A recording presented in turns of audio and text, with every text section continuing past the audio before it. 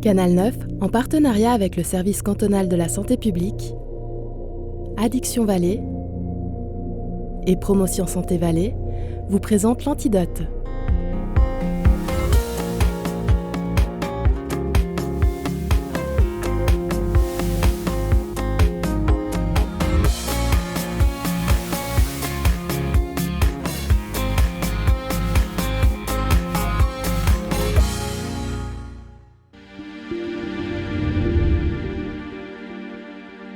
En Suisse, environ 12 000 enfants sont confrontés au divorce de leurs parents. Même si les adultes veulent protéger leurs enfants, les problèmes des grands se répercutent sur les petits, qui se sentent souvent responsables du conflit de leurs parents et qui vivent eux aussi une rupture importante avec leur mode de vie familial.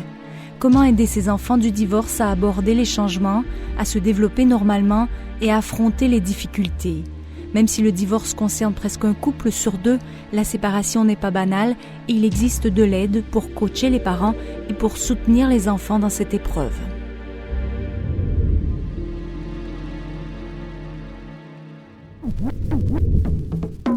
Un mariage sur deux se solde par un divorce. Au cœur des familles, les enfants subissent aussi les conséquences des séparations. Qui c'est qui a envie de dire chez qui il était? Chez papa ou chez maman? Moi, c'est ce soir que je vais chez papa. Nazélie, Carla, Tsoliné et Aydin ont 5 et 6 ans. Elles ont vécu une période difficile au sein de leur famille. Papa ou maman est parti vivre ailleurs. Moi, c'est ma maman qui a déménagé dans une autre maison. Moi, c'est mon papa qui a déménagé. Moi, je suis triste. Moi aussi. De temps en temps, vous vous dites « Ah, mais qu'est-ce que c'est comme émotion maintenant ?» Oui. Oui. Pourquoi c'est bien d'avoir des émotions? Parce que ça nous aide à vivre. Ces enfants suivent une série de 5 rencontres de groupe dans le cadre de la Fondation Astram, spécialisée dans le soutien aux personnes qui vivent un deuil, une maladie ou une séparation. Dire à nous-mêmes comment on se sent et puis dire aux autres aussi comment on se sent maintenant. Hein? Et puis dans le cœur de la grenouille, il y a plusieurs climats.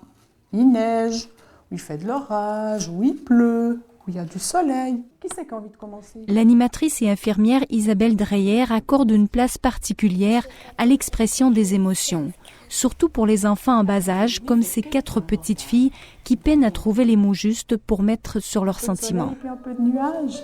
Tu sais pourquoi il y a un peu de soleil et un peu de nuages? L'intérêt des groupes, c'est de pouvoir réunir dans un cadre sécuritaire au niveau émotionnel et au niveau physique, de réunir des enfants qui vivent la même problématique. Dans ce cas-ci, c'est la problématique de la séparation, du divorce des parents.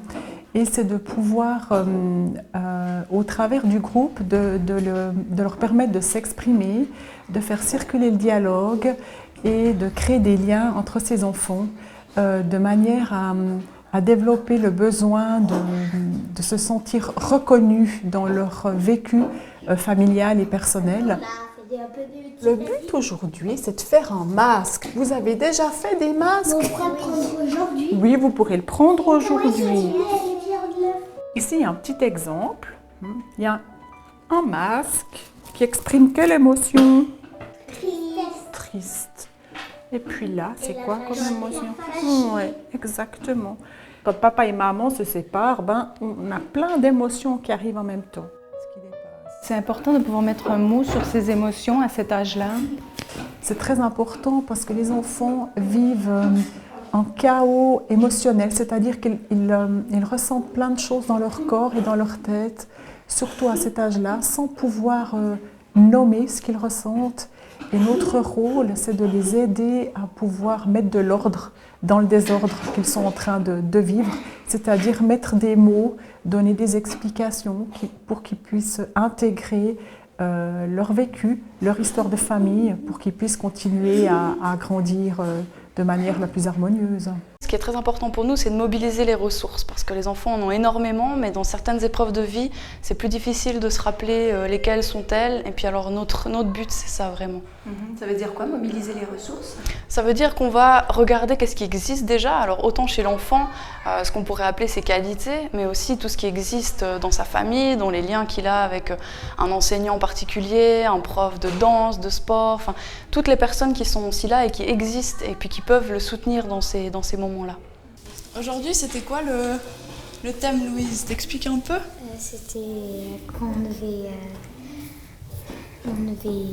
mettre nos sentiments d'aujourd'hui par rapport au divorce. Voilà, exactement. La psychologue FSP Charlotte Crétenin est présidente d'Astram Valley. Elle travaille aujourd'hui avec Louise, qu'elle connaît bien, puisque c'est son 3e passage à la fondation.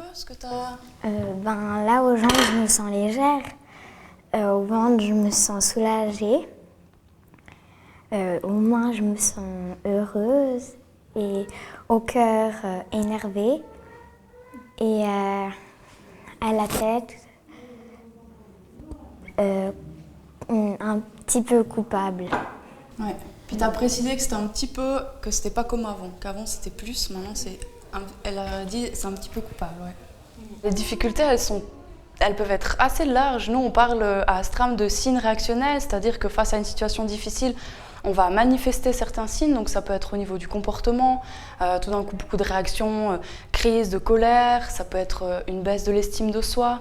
Après, ça peut être tout plein de comportements comme au niveau du sommeil, difficulté à s'endormir, cauchemars, l'alimentation qui change, et puis aussi toutes sortes d'émotions tout d'un coup qui vont sortir plus fort, comme de la tristesse, comme des peurs, des questionnements. Enfin voilà, c'est assez large ce qu'on peut voir comme signes différents. Mais je crois que c'est plutôt sur les feuilles. Louise a fait plusieurs cauchemars ces derniers temps et elle a demandé à sa mère de pouvoir faire des séances avec Astram. La séparation s'est passée il y a un peu plus de 2 ans. Pour Maude Proton, la séparation a été brutale, comme une sorte de tsunami émotionnel dans sa vie. Elle a tout de suite essayé de trouver de l'aide pour soutenir ses enfants. Bonjour les filles.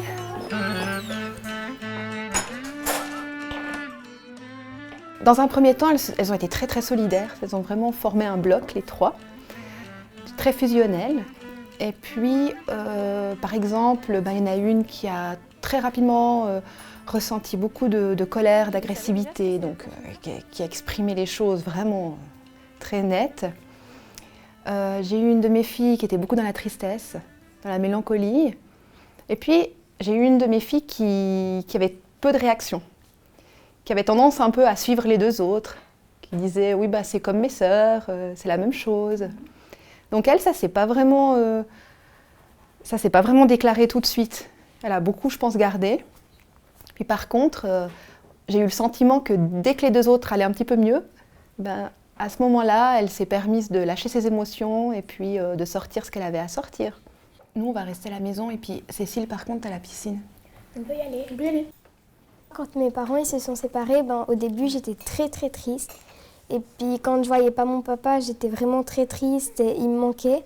Puis quand j'allais chez mon papa, là, c'était ma maman qui me manquait. Donc en fait, je voulais tout le temps les voir les 2 ensemble. Et puis après 2-3 semaines, j'ai commencé à m'habituer puis à me dire que je pouvais de toute façon pas changer la situation. Puis du coup, j'ai accepté ce choix.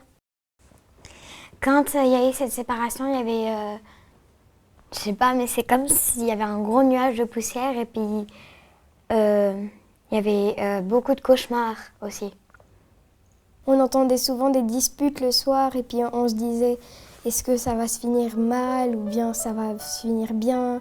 Et puis on savait pas vraiment où se situer, donc après on savait pas s'ils allaient se séparer ou pas. Puis là au moins on savait qu'ils s'étaient séparés pour l'instant et puis que au fond, c'était quand même assez bien parce que comme ça, après les soirs, on n'entendait plus des disputes ou comme ça. Puis c'était bien, mais j'étais quand même au fond de moi un peu triste parce que après une séparation, c'est pas du bonheur, donc voilà.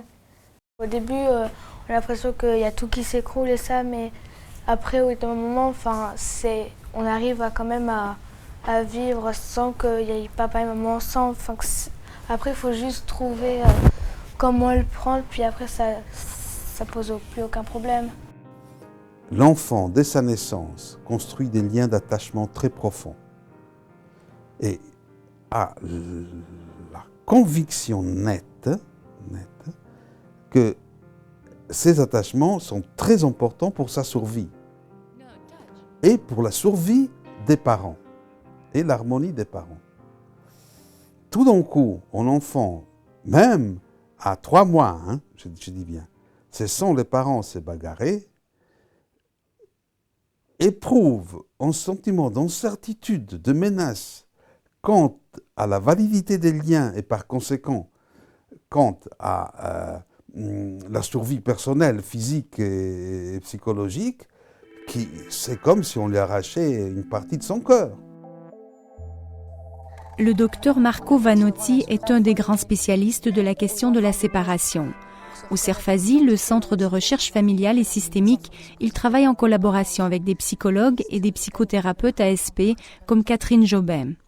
Les conséquences de la séparation sur les enfants sont larges. Elles vont de l'angoisse à la dépression, des troubles du comportement aux difficultés d'apprentissage. La souffrance de l'enfant est naturelle, mais il est possible de l'atténuer. Une séparation fait un moindre mal dans la mesure où justement des parents peuvent rester attentifs à ce que vivent les enfants, à les écouter, à leur expliquer au fur et à mesure ce qui se passe et puis à pouvoir garder un degré de solidarité suffisante comme parents pour continuer de les accompagner ensemble. Le problème, ce n'est pas la séparation en tant que telle qui porte préjudice aux enfants, c'est la manière dans laquelle d'abord les conflits sont élaborés, qui est impliqué dans le conflit, et enfin, comment les enfants se donnent des explications.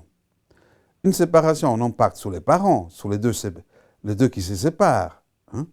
Ils ont tout de même imaginé un projet commun. À un certain moment, ce projet se termine, et puis ça fait mal de part et d'autre. Ça fait mal aussi aux enfants. Maud et le papa des filles ont mis sur pied une garde élargie. Ils ont reconstruit un projet de vie chacun avec un nouveau conjoint. Le conflit s'est apaisé et malgré les émotions souvent pénibles, Maud a toujours essayé de rester à l'écoute de ses filles. J'ai beaucoup insisté sur le fait qu'il fallait qu'elles expriment leurs émotions. J'ai mis beaucoup de stratégies en place, je me suis beaucoup documentée. On a fait un panneau des émotions, par exemple, avec des petites icônes émotionnelles. Et puis, chaque jour, je leur demandais, on en discutait. Ben voilà, on va coller notre émotion. Et c'était vraiment quelque chose qui leur a plu. Et puis qui leur a, me semble-t-il, fait du bien, et à moi aussi. Donc ça a été un réel échange à nous 4. Ça nous permettait, voilà, des petits jeux sur les émotions, de parler, d'exprimer. Elles avaient besoin aussi d'avoir des réponses. Donc au début, quand on ne se sent pas bien en tant que maman, et puis que soi-même, on a de la peine à comprendre ce qui nous arrive, c'est parfois difficile de répondre aux questions des enfants. Et je pense que pour un enfant, c'est quelque chose de très difficile de ne pas avoir de réponse. Mais c'est vrai que dans un premier temps, c'était difficile de leur expliquer vraiment ce qui se passait, étant donné que moi-même, par moments, j'avais un petit peu de mal à cerner ce qui se passait.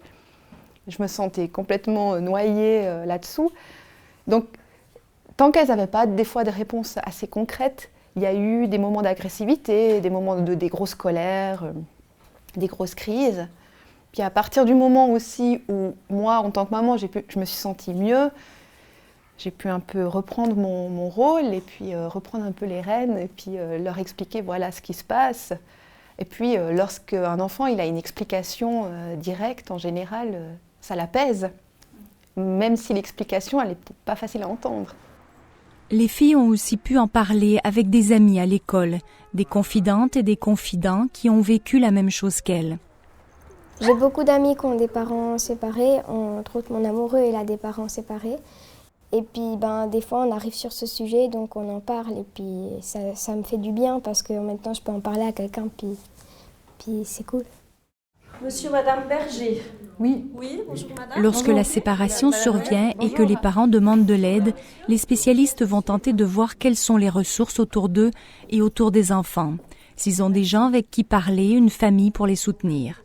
Au CDTEA, le Centre de développement thérapeutique pour enfants et adolescents, on travaille beaucoup avec les parents pour les coacher, par exemple dans la façon d'annoncer une séparation aux enfants. Je crois que c'est la première fois que vous faites appel à nos services. Cette situation est typique de ce que les spécialistes voient tous les jours. Olivier et Sarah.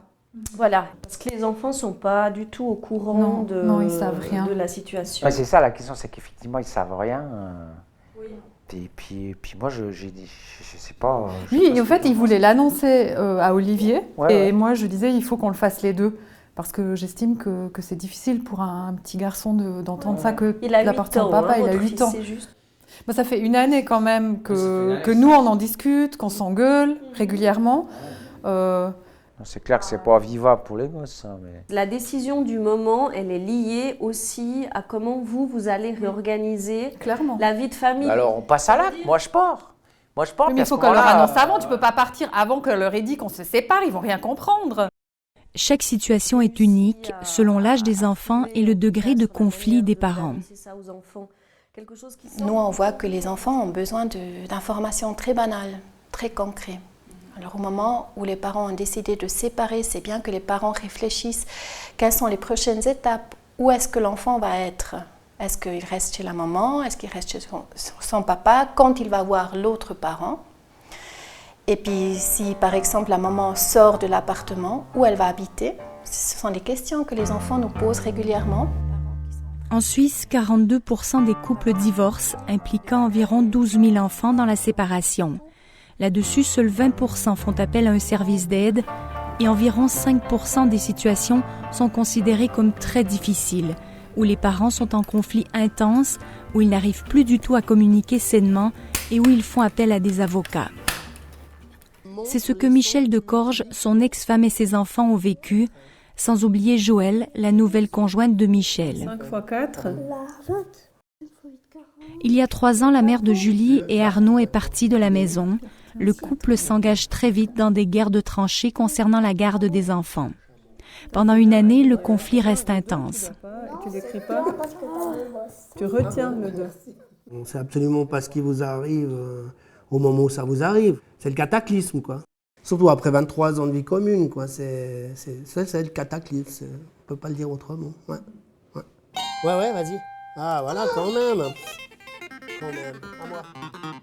Ce sentiment d'injustice, d'être face à une machine judiciaire qui essaye de tout faire pour vous enlever votre droit de parent. Parce que moi, j'ai jamais arrêté de me dire, c'était parent à part entière, 50-50, point barre. C'est bien, bravo. Tu ranges tes affaires. Michel souhaite une garde et une autorité parentale partagée. Après 23 ans de vie commune, il est bouleversé par la situation et il souhaite aider ses enfants qui sont pris au cœur du conflit. Et puis le carnet de communication. Tel qu'on est parti dans cette situation, on sent que les choses ne sont pas saines du tout. Pour moi, ça a été primordial d'aller trouver le Cerfasi et d'essayer de mettre en place un regard extérieur. Ce regard extérieur, pour moi, a été juste l'élément essentiel dans ce qu'on est maintenant, dans ce qu'on peut être maintenant. Parce que, évidemment, quand on est dans des périodes de tiraillement et puis que l'un estime que c'est son bon droit de pouvoir exiger ça, avoir ça, se permettre ça, et puis que l'autre, il se sent agressé, puis qu'il se dit non, c'est pas juste ça. Moi, j'ai des droits, j'ai le droit d'être un père, et puis pour moi, c'était clair. Si la maman a décidé de partir, j'avais le droit d'être encore le père de mes enfants. Le Cerfasi a pu aider Michel et ses enfants à améliorer leurs relations et l'expression de leurs émotions. Pendant une année, le centre de thérapie familiale et systémique a été le traducteur, le liant entre la famille. Pour moi, ça a été le déchirement total. Et j'ai toujours cru, là je le crois encore certaines fois, j'ai eu l'impression que à cause que le divorce c'était à cause de moi, quoi. Julie est née de façon prématurée, elle a eu de graves soucis de santé. Elle associe la séparation de ses parents à sa situation personnelle. Cette culpabilité va rester des années. Alors on rencontre maintenant encore des jeunes adultes qui nous disent « Moi je ne suis pas sûre si mes parents ne se sont pas séparés à cause de moi. Je pense que c'était quand même un peu parce que... » Puis ils ont plein d'explications en tête. Alors pour nous, c'est important que les parents reprennent chaque fois ce thème et expliquent vraiment aux enfants que c'était pas grâce à eux qu'il y a eu une séparation, mais il y a eu autre problème entre les adultes. Le sentiment de culpabilité est souvent fort chez l'enfant de parents divorcés, mais il est aussi présent chez les enfants qui vivent dans une famille où les parents sont ensemble mais se disputent sans arrêt, sans qu'il n'y ait de trêve ou d'apaisement des conflits. À côté du sentiment de culpabilité, l'enfant peut aussi être pris dans un conflit de loyauté entre son papa ou sa maman. Je sais pas. Un conflit de loyauté, c'est au moment où un des deux parents essaye d'influencer l'enfant contre l'autre parent. Alors au moment où un parent va dire à l'enfant « Écoute, c'est à cause de ton papa ou à cause de ta maman qu'on est dans cette situation maintenant. Tu dois te comporter de telle manière chez l'autre parent pour que tu ne dois plus aller là-bas. » Ou alors, on a des fois aussi des situations où les parents vont dire à l'enfant « Je vais tellement mal au moment où tu dois partir, par exemple pour le week-end chez l'autre parent, je suis triste, j'arrive plus, je vais pleurer tout le week-end parce que je m'ennuie tellement de toi » qu'ensuite l'enfant est dans une situation où il ne sait plus quoi faire. Donc l'idée, c'est de permettre à l'enfant d'être bien chez l'un et l'autre et que les parents acceptent ça. Oui, c'est absolument ça. Alors les parents doivent comprendre que l'enfant se développe le mieux s'il se sent à l'aise chez sa maman et chez son papa. Aujourd'hui, tu l'as accepté, cette séparation, cette nouvelle vie? Ouais. Et t'es heureux aujourd'hui? Ça se passe bien? Ouais. Qu'est-ce qui a fait que tu te sens bien aujourd'hui?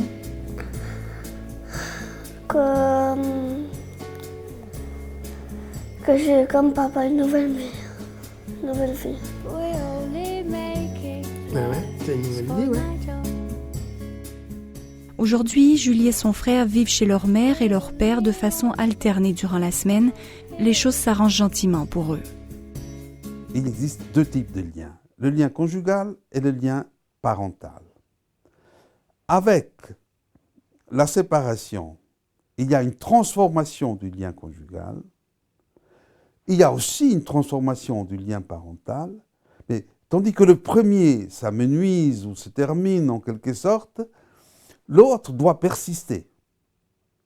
Et la responsabilité des parents réside fondamentalement dans leur responsabilité d'être coparents.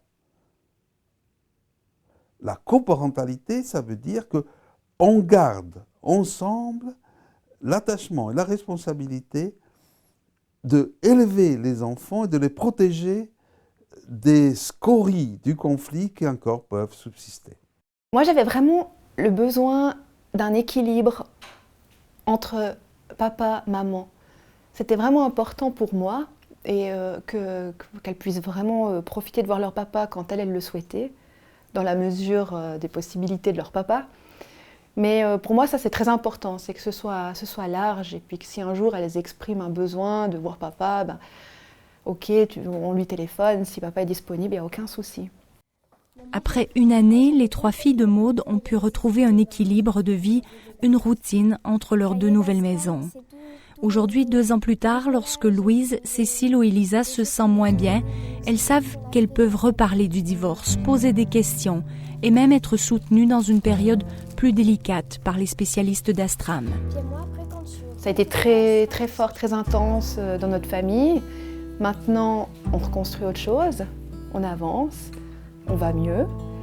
Alors, il y a une liberté qui a été acquise par rapport à leur papa, de pouvoir, elles, prendre les choses en main aussi. Et puis maintenant, gentiment, ça fait partie de notre vie, c'est toujours là, ça sera toujours là. Mais on avance avec ça et puis on avance vers de belles choses.